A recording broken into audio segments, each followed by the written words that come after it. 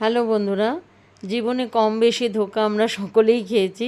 কেউ প্রেমে খেয়েছে, কেউ আবার অফিসে চাকরি করতে গিয়ে কলিগের কাছে ধোঁকা খেয়েছে। তা চলো আমরা কীভাবে আমরা অরিজিনাল ধোঁকা রান্না করেছি এবং করে খেয়েছি সেইটা আমি এখানে দেখাচ্ছি।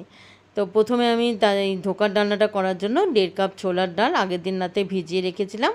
রাখার পর পরের দিন সেই ডালটাকে আমি একটা মিক্সির মধ্যে নিয়ে জলটা পুরো ঝরিয়ে অল্প একটু জলের ছিটে দিয়ে মিক্সিতে পেস্ট করে নিয়েছিলাম। পেস্ট করে নেওয়ার পর কড়াইতে এবার তার মধ্যে আমি সেই ডালটার পেস্টের মধ্যে আমি একটু নুন, একটু হলুদ, লঙ্কার গুঁড়ো, একটু জিরে গুঁড়ো, একটু মিষ্টি দিয়ে ভালো করে সেটা, আর একটু আদার রস দিয়ে ভালো করে সেটাকে ফাটিয়ে নিয়েছি। ফাটিয়ে নেওয়ার পর কড়াইতে আমি তেল দিয়েছি, দিয়ে তার মধ্যে কালো জিরে দিয়েছি। দিয়ে কালো জিরে দিয়ে তার মধ্যে আমি ওই পেস্ট করা ডালটাকে দিয়েছি। দিয়ে এবার ভালো করে নেড়ে বেশ একটা ডো তৈরি করে নিয়েছি। নেওয়ার পর সেটাকে আমি একটা থালায় তেল মাখিয়ে রেখেছিলাম, সেই থালার মধ্যে ঢেলে হাত দিয়ে ভালো করে চেপে সেটাকে একটা সুন্দর দেখো গোল শেপে নিয়ে এসেছি। আনার পর তারপরে আমি ছুরির সাহায্যে ভালো করে সেটাকে পিস পিস করে বরফির আকারে সুন্দর করে কেটে নিয়েছি, ছোট ছোট করে। এইবার তবে এটাকে তোমরা যে যেমনভাবে পারবে সেভাবে কাটতেও পারো, চৌকোনা করেও কাটতে পারো, কিন্তু আমি এটাকে বরফি শেপে কেটেছি। কাটার পর এবার কড়াইতে আমি যে তেল দিয়েছি, তেলের মধ্যে ওই একটা একটা করে ধোকাগুলোকে দিয়ে ভালো করে ভেজে তুলে রেখেছি।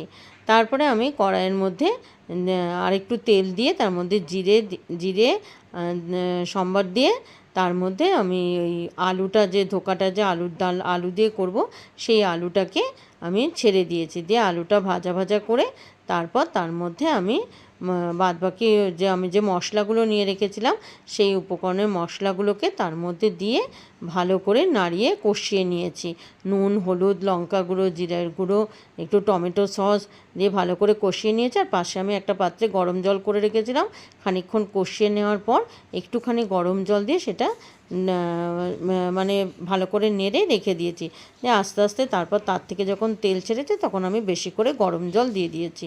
আর নামানোর আগে আমি একটু গরম মশলা দিয়ে, তবে ঝোলটা আমি একটু বেশি করেছি, ধোকাটা কিন্তু আমি দিয়ে আর ফোটাইনি বড়াটা, সেটাকে আমি পাশে একটা পাত্রে রেখে দিয়েছি।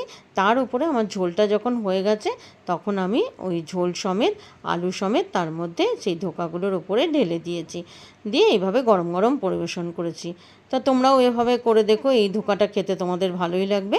তো চলো, ভালো লাগলে এটাকে কমেন্টস, লাইক, শেয়ার করে দিও। Thank you.